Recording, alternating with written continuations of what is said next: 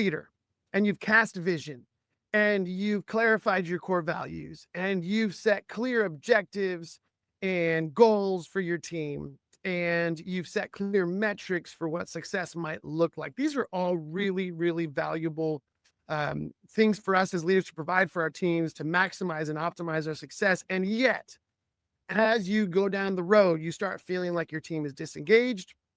You feel like they're lagging behind. You start to feel a bit of resistance on their part.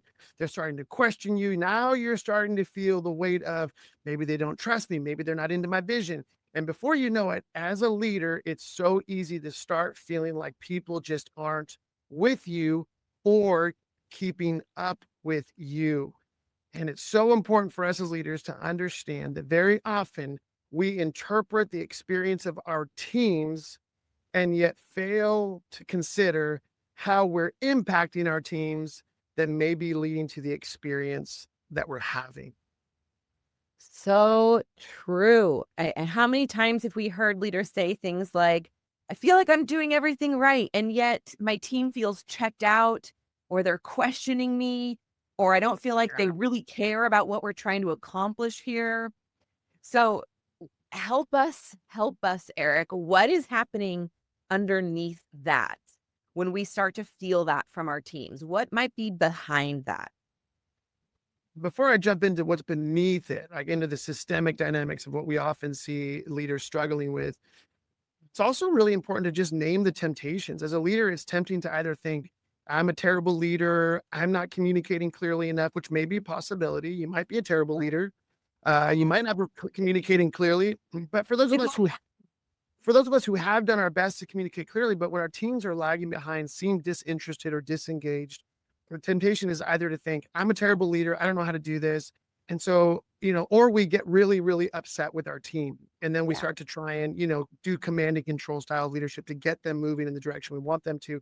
But I actually think once we understand what's going on beneath the surface, or what we have seen very often happening beneath the surface, actually the solve to this experience is far simpler, not easy, but simpler than I think we can imagine. So for a lot of leaders, Don, leaders assume that clarity equals connection.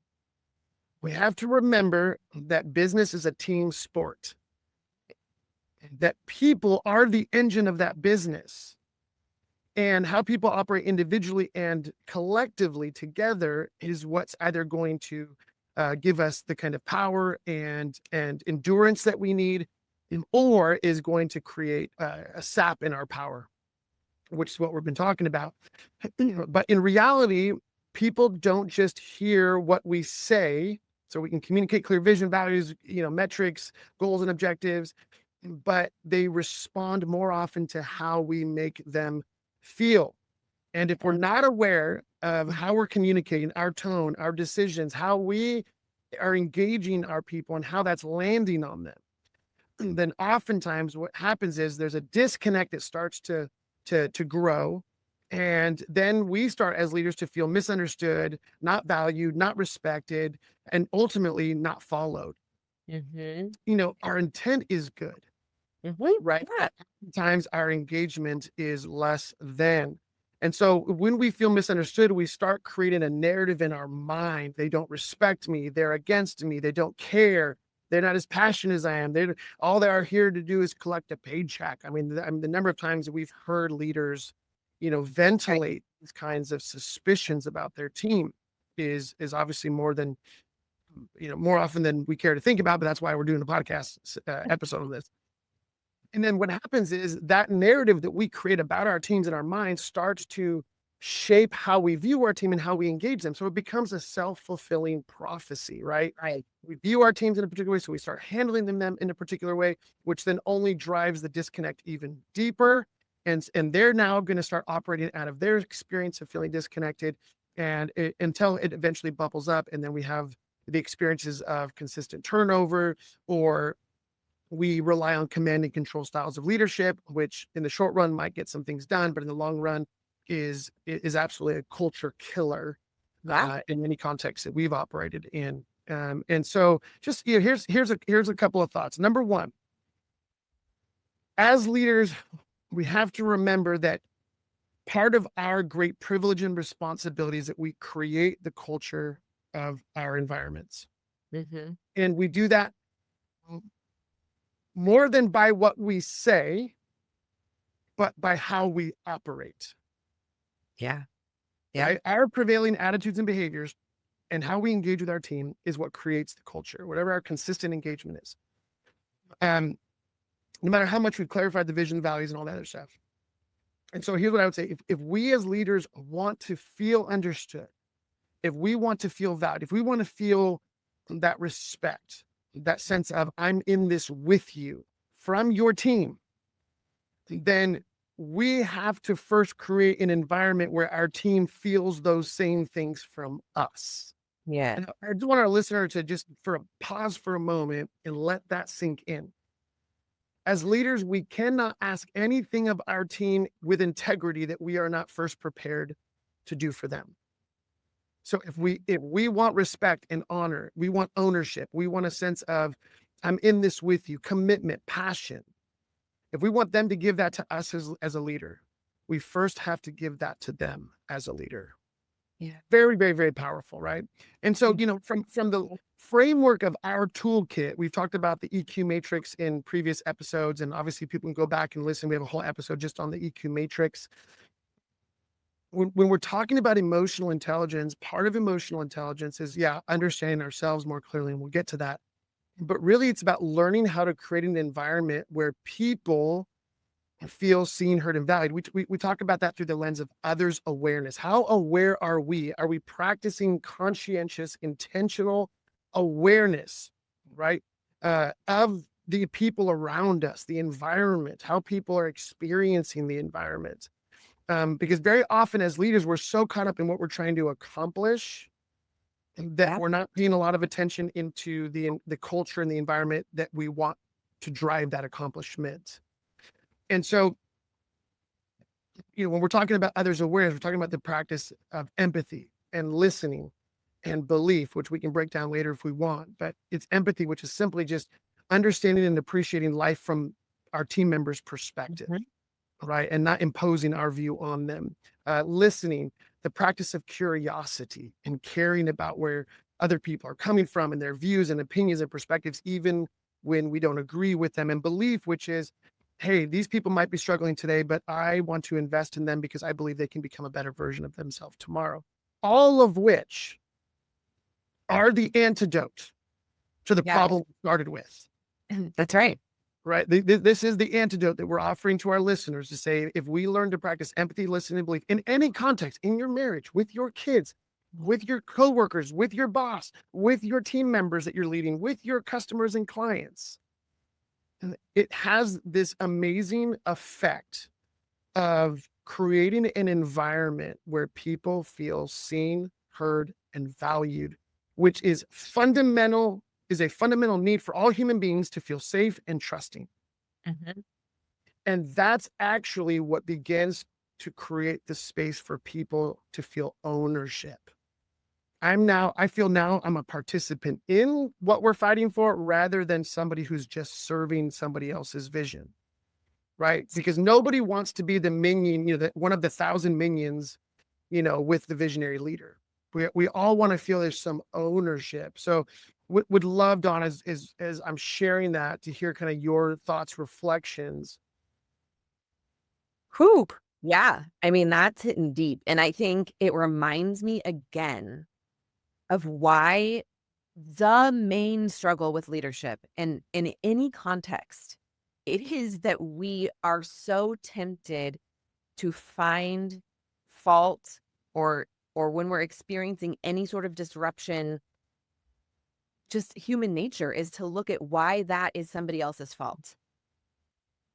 And yet the antidote, as you said, is almost always to first stop and try to understand how you are contributing to that situation and what actions you can take that are going to alleviate that experience.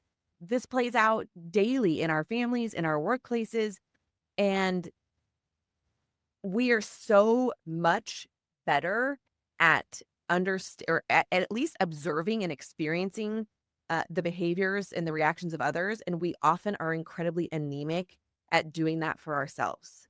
That's right. We do not take the time, we do not have the practice to say, "Wow, how did I come across in that situation?" Or what am I doing that's contributing to this vicious cycle that we're experiencing?"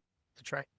And simply pausing as the leader, instead of falling into that trap, but engaging some simple tools that are really going to put you on a completely different trajectory. Yeah. If you Yeah. pause and practice others' awareness in this circumstance, and you think, how can I create an environment where my team feels seen, heard, and valued? Mhm. Where I'm practicing empathy, which, by the way, doesn't mean that I just agree with everything they say. That's right. I can feel empathetic and still disagree with you. Mhm. 100%. Yeah. So what I hear you saying is that the the opportunity for us as leaders when we're experiencing people that we're partnering with who seem disengaged, disinterested, distrusting, whatever, aloof, Yeah. resistant, is the temptation is it's like is to pull on that chain harder, Yeah. right? A dog who's not doing what you want it to do. So I'm going to yank that their leash harder. And that goes back to that command and control style leadership. But really, the opportunity is to be proactive. And proactivity always starts with us taking 100% responsibility for ourselves. Like, how am I potentially contributing to this environment is what I hear you saying, Yeah. which is so Exactly. powerful because as leaders, let's be honest, it's just easier to blame everybody else for why things aren't going and why people aren't working the way we want them to work, Yeah. and to crack the whip even harder, to threaten them with, well, I don't know if you're going to work out here. And let's be honest, like let's make sure we leave room for the fact that there are times when we will have team members who are lagging, and it's not our fault. There will be times when team members are resistant or difficult, and that may not be because of us as leaders. But the first thing we have to do as leaders is to consider, am I creating an environment, or what we call a culture, the air we breathe, in which people feel like they can participate in, right, whatever it is that we're trying to accomplish, rather than being somebody who's just a cog in a machine, which is really, really, really important.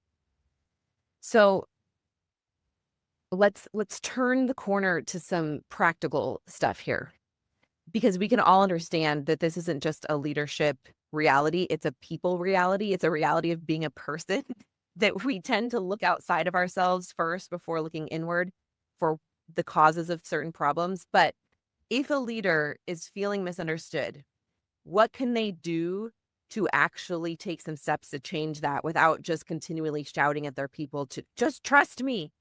Yeah. That doesn't tend to so good. Just do what I say. Right. Oh gosh, it reminds me of the household I grew up in. And the control style of leadership. Yeah, let's make this really simple. Again, not easy, but simple. I think for us as leaders, and you mentioned this earlier, it's the discipline of taking time to reflect on, am I as a leader practicing these three skills of others' awareness: empathy, listening, and belief. And we've talked about this in other episodes, the importance of getting outside feedback, because oftentimes, we have a limited view of ourselves and how we're operating, and even more importantly, how we're impacting our environment. And so it's the reason I constantly recommend to anybody in any leadership context to find people they trust. These are mentors. These are people, even in their workspace, that they really trust, to say, hey, help me. Where am I practicing empathy, listening, and belief really well with my team? Where am I potentially struggling or not doing that well? Because more often than not, that's where the problem lies, right? And I think that, you know, checking ourselves for, how much am I telling versus how much am I asking, right? So we're talking about the skills of curiosity and asking lots of questions and trying to understand what's going on in a situation, versus just coming in and saying, this needs to be better, that needs to be better, this needs to be different. Like, why haven't you done this yet? Like, come on, I've told you 100 times, which is, again, that's kind of an easy default for many of us, especially under pressure when we've got a lot going on. And Yeah. feel that, maybe instead of assuming that we're misunderstood, considering how we're being experienced, right? Because Mhm. very often our feeling of feeling misunderstood, I know in my own marriage and with, with other important relationships, more often than not, is a result of how I'm engaging in those relationships, right? So just considering the possibility that maybe they're not misunderstanding us, but we're operating in a way that's making it difficult for them and to not only understand us, but to get on our side, to be our advocates, to be on our team. And again, you might even dare to ask for feedback from people you trust, or even team members. Say to pull a team member aside and say, "Hey, listen, I would love to hear from you. This is something as a leader that I'm really committed to trying to do to create this environment where you guys feel seen, heard, and valued, where you guys feel like you have ownership in this adventure that we're on together, that we win together and we lose together. So, you know, when it comes to these three skills of empathy, listening, belief, where do you feel like I'm doing well? Where do you see I can maybe do a little bit better?" Mhm. Easy way to solicit feedback. Because I found that when you're asking, especially people on your team, people who might be below you on the organizational chart, that inviting them to share some positive feedback makes it easier for them then to add just a little bit of more critical. Yes. And now that I've told my boss or my superior, or my leader, some good things, now I feel safe to kind of add, here's a couple of things that might you could do a little better, we'll see. So I think that's really important. And then again, we always remind ourselves and others to lead with curiosity. And again, Mhm. curiosity takes time. It takes energy to create space to better understand the situation, what people are experiencing, the challenges that are going on, whether with a project, with whatever stuff that we're dealing with. It takes time. And yet here's what I find. It's kind of like that old adage, measure twice and cut once, Yeah. right? Let's do the work so that we're not, we're not adding unnecessary work to our plate. And we're not making mistakes. I think as leaders, we're so action oriented. We want to just kind of move on to the next thing that I think we don't measure twice. We don't really try to understand the situation. And therefore, we oftentimes will, in our reactive posture, make decisions, bark orders, challenge people, command and control. We operate in a way that is actually counterproductive to what we're trying to achieve. But a little bit of time to practice curiosity, to ask questions, to understand, to invite other people's perspectives, usually begins to unlock the clarity we need as a leader to be able to now be proactive and make good decisions that are probably in our best interest. That's right. And it makes me think of, well, we as a team always try to embody the reality of these experiences, noting that we don't get it perfect, but we are committed to living these things out. And so it makes me think of a time that you and I actually got stuck in this pattern Mm, where we weren't communicating well. And we both started making up stories. You started wondering if I was pulling my weight. I started wondering if I had any longevity with the company. And you were, we were forced into a situation where we had to sit down and have that conversation. And it was incredible.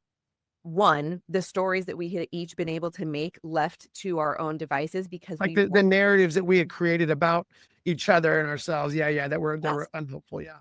because we weren't practicing others' awareness Yeah. and because we weren't being curious. We were not leading with curiosity. We were creating those stories and just being like, yep, that must be how it is. And yet we sat down. I remember we sat down in a Starbucks and Yeah. we had to have a hard conversation. And there was opportunity for both listening and sharing criticisms and all of that. But the action of coming together and actually considering how we were being experienced by the other person led us to a place of being able to reconnect and commit to how we were going to move forward together. Yeah. I remember two things specifically about that experience. One was that I remember as you were sharing about your perspective of your experience over I think the previous like 8 or 9 months, Mhm. I, it was both humbling but also incredibly insightful in terms of helping me understand that, wow, the way that I was leading was creating an experience for you that was, I knew right away that's unhelpful. I think in particular, you were challenging the fact that I was constantly pivoting and moving in a different direction over and over and over again. You're like, Eric, man, you've got me working on 6,000 projects and I can only do so many of those at one time. And that was really helpful for me to learn more about one of my leadership deficiencies.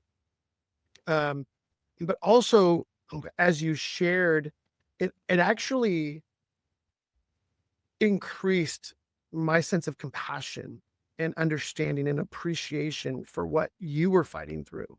Mhm. Um, and I think coming out on the back end of that conversation, feeling here's what I experienced, which is what we're constantly coaching our leaders in. Yeah. I think what happened is we found a reconnection at a human level. Yes. Right, we talk a lot about the importance of prioritizing human connection because business is a team sport, and so how people Right. connect together, which is no different to any other team engagement. We reconnected at a human level, like we could see and appreciate each other and Right. value one another in a new and fresh way. It also undid, or like,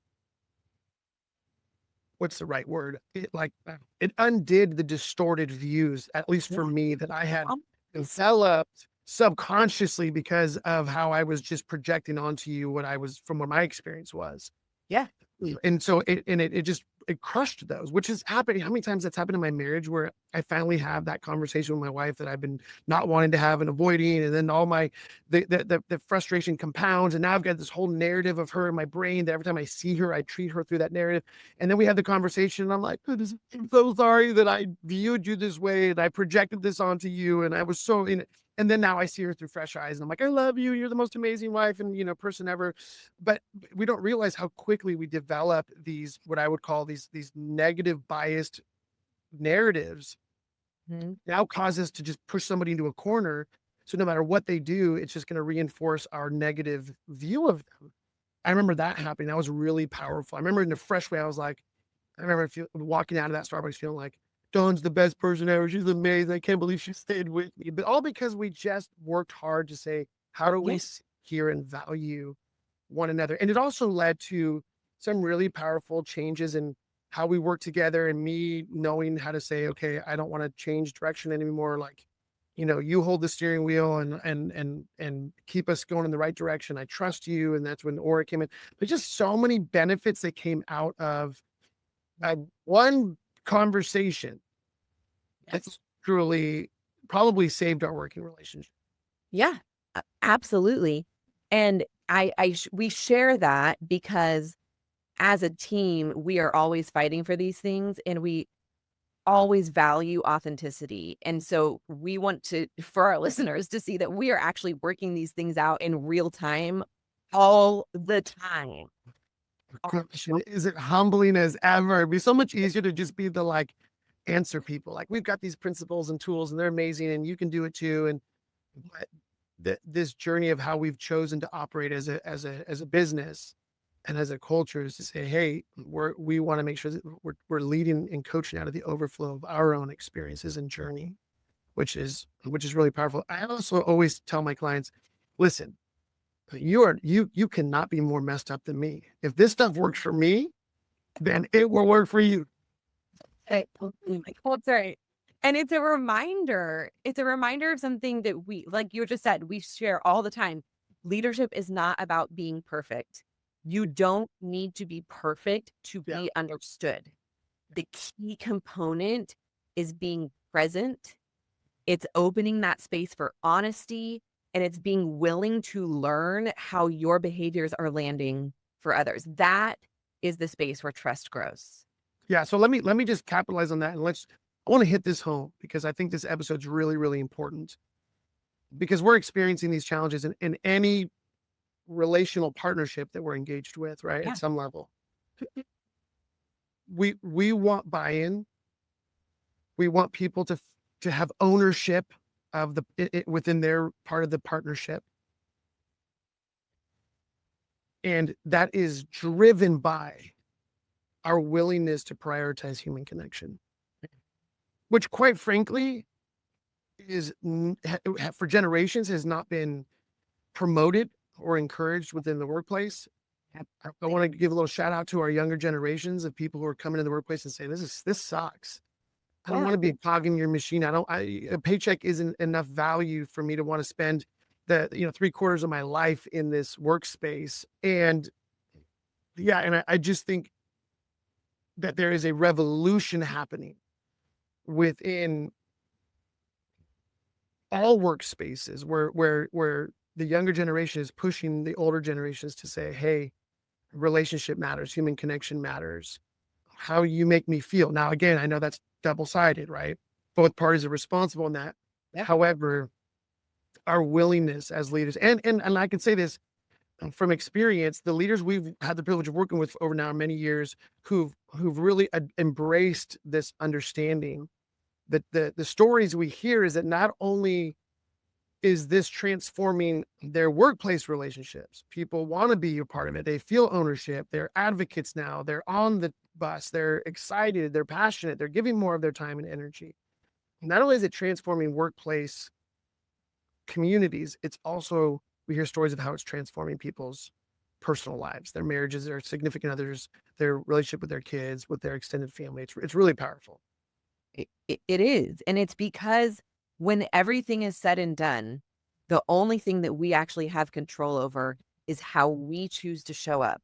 And that starts with understanding how we currently are showing up and then making choices to change, to make that to show up differently for our people and for our families. I agree. So we jump into some maybe some simple practical handles of how our listeners can maybe step into this Let's do it. in their own lives. Yeah, awesome. So here's some thoughts. So this week for our listeners, just notice try to pay attention to where you're spending more time telling than asking. And this could be in any context of your life, personal or professional. Where are you spending more time telling than asking? That's really important. Instead of assuming that we're misunderstood and then taking on the victim or villain mindset, which we've talked about, consider the possibility of how people are experiencing us and that might be contributing to why they're behaving in ways that are unfavorable. Dare to ask for feedback from those that you trust. It's scary, but dare to ask for some feedback to check your blind spots and ask other people, hey, how am I operating? Where is it helpful? Where is it unhelpful? Or specifically talking about, empathy, listening, and belief. Where do you feel like I practice these well in our partnership? And where do you think there's maybe a little bit of room to grow? And then I think I love what's written down here: to battle against what I would call the blame game and assuming that everybody is against us, and instead leading with curiosity. If somebody's not operating in the way that we would want of them, that we think is the better version of them, to be, instead of being angry and caustic and condemning or penal, to instead lead with curiosity, which I think is really powerful. Yeah, absolutely. Well, to be quite honest with our listeners, we took this episode in a slightly different direction, but I love where that personal story kind of took us in this. So as always, thank you for joining us. And if this episode gave you something to think about, pass it along to a leader who's working through the same thing.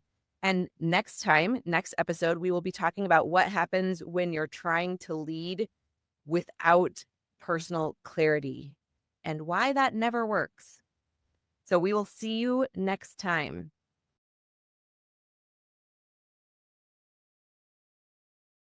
Leader.